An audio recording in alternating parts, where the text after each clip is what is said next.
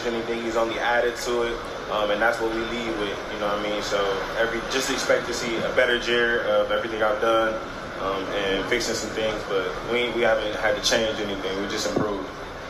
Better Jarrell is a very scary proposition. Mike Bakole, you've been wanting big fights for so long. We've spoken before. You've been one of the, I think, most avoided heavyweights. Yourself and Billy Nelson have struggled to get the big fights.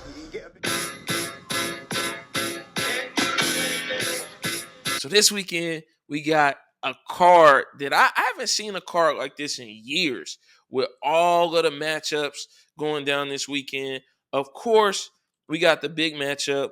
Terence Crawford is moving up to take on Israil Madrimov, going down Saturday night. We already gave you a prediction on that.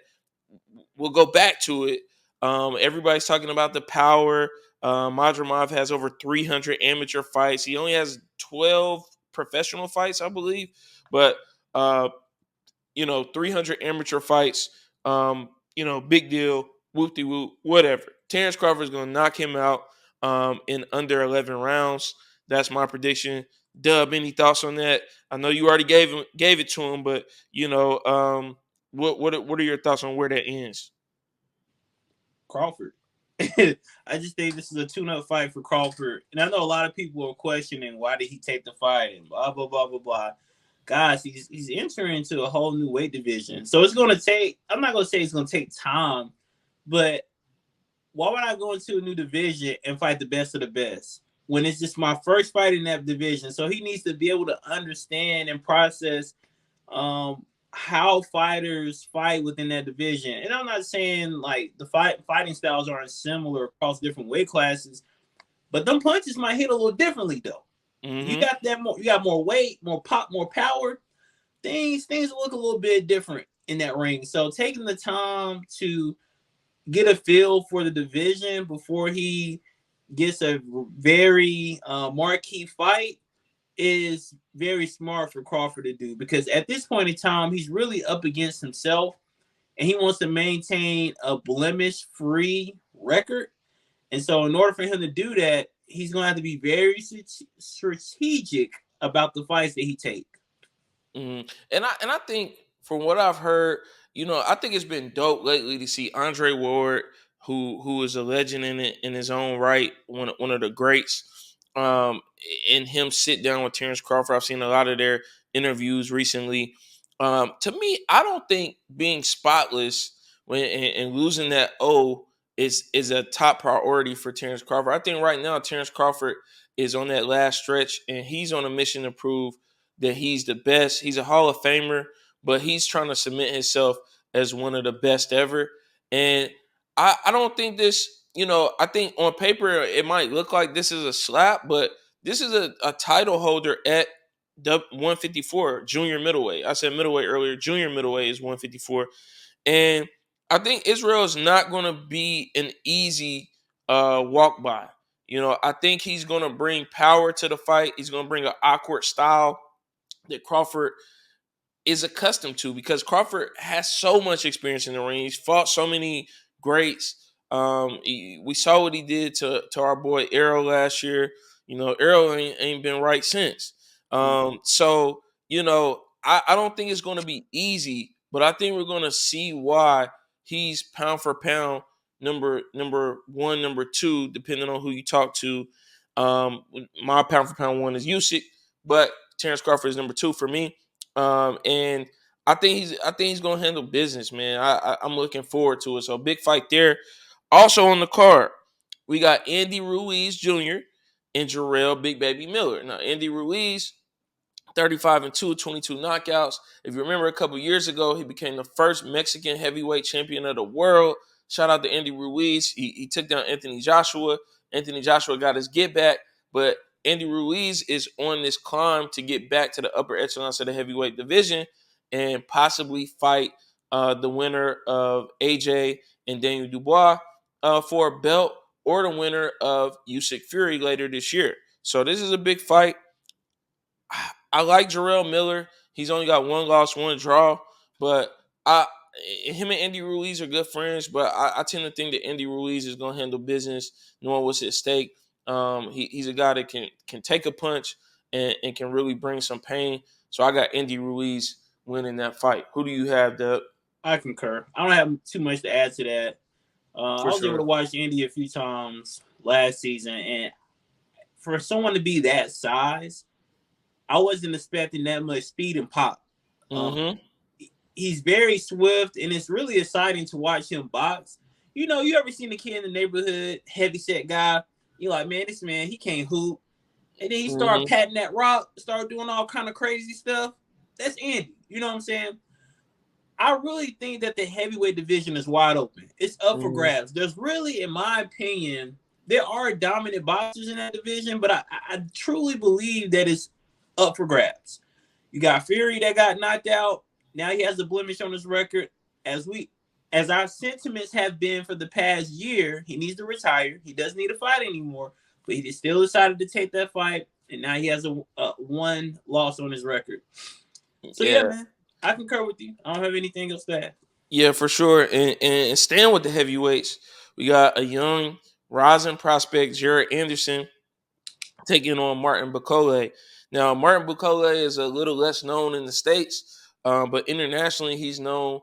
He's 20-1, 15 knockouts. He's a huge guy. I think he's 6'6", about 290. Jarrell Anderson is a young prospect, again, who's on the rise. He's been training with Sugar Hill, who trains Tyson Fury. Now, some people will argue that's not a great thing because Tyson Fury hasn't looked at his best over these past couple of years. He's fought a different style of fight where he tries to rough guys up, lean on them. And again, we told you it wouldn't bode well with Usyk. It didn't. And I don't think it'll bode well in December when Usyk goes ahead and sends him into retirement. But let's see how it bodes for Jarrell Anderson. He has a style similar to Shakur Stevenson in terms of wanting to hit and not be hit. So you don't typically see that at the heavyweight ranks, but he has that style of fight. Martin Bakole is going to stand in front of him. He's going to bring the fight to him. He has a lot of power. But I tend to think, and a lot of the experts are saying they think, Top Rank has held Jarrell Anderson back because they know he doesn't have a chin and they know he has weaknesses. I think they brought him along just fine. I don't think you have to rush into, these big fights because you bring a guy along the right way. When it comes time to make the money, they're going to make the money and they're going to be ready. So I tend to think Jarrell Anderson is going to shock the world and stand on business. He is the favorite, but again, a lot of people are picking Martin Bakole to be the biggest challenge that he's ever faced. Again, fighting Charles Martin, former heavyweight champion. He struggled, was buckled a few times, but I think he stands on business. And I think he knocks Martin Bakole out in those championship rounds. This is only a 10-round fight, but when they get into the deep waters around round 8, I think he drowns Martin Bakole at that point in time. Help. I have nothing else to add, bro. All right.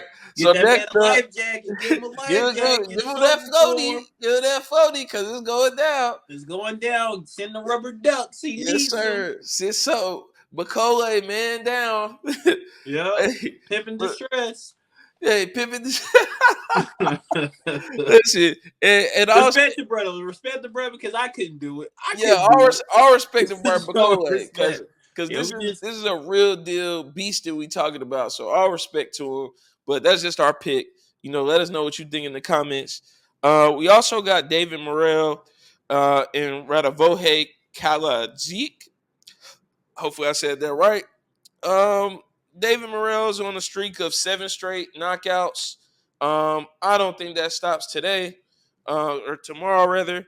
I think he knocks out Radavoje for the regular light heavyweight belt. Any thoughts there, Doug? Nope. Don't got nothing else to add, man. Doug, rocking with me. Listen, I like watching boxing. And you know this.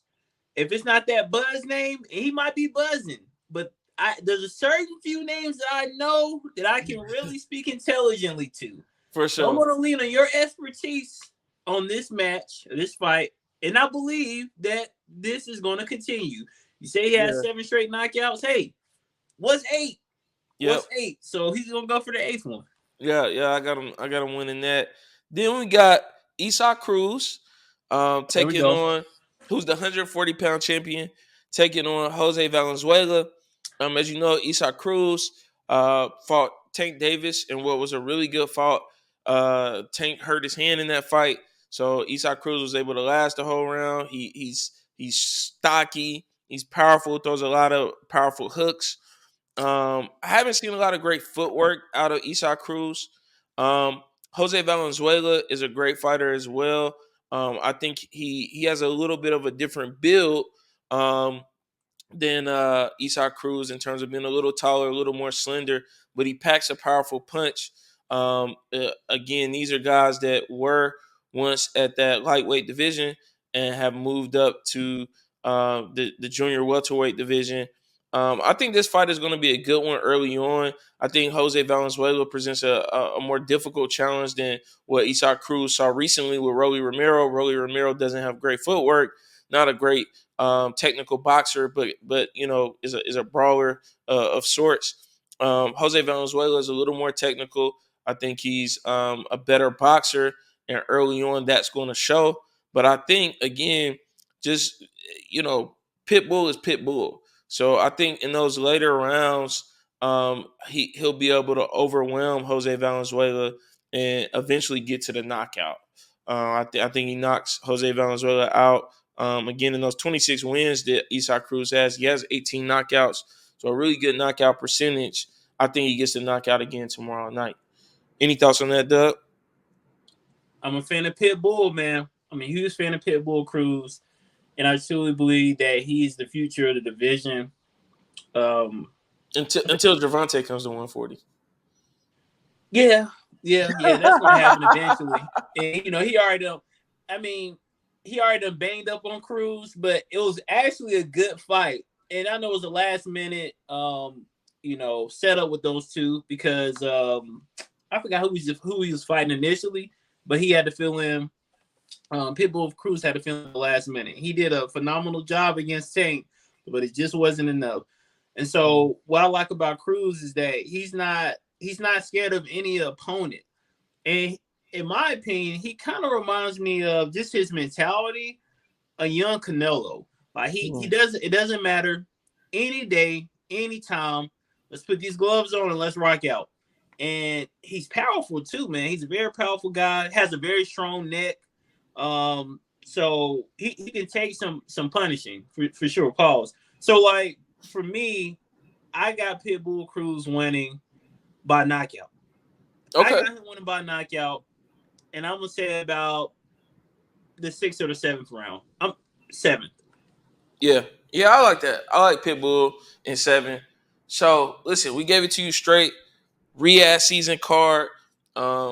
It's exciting what Turkey is doing and bringing the best fights. I know he's working on Canelo and Crawford at some point and hoping to get that solidified for next year. So hopefully it can happen.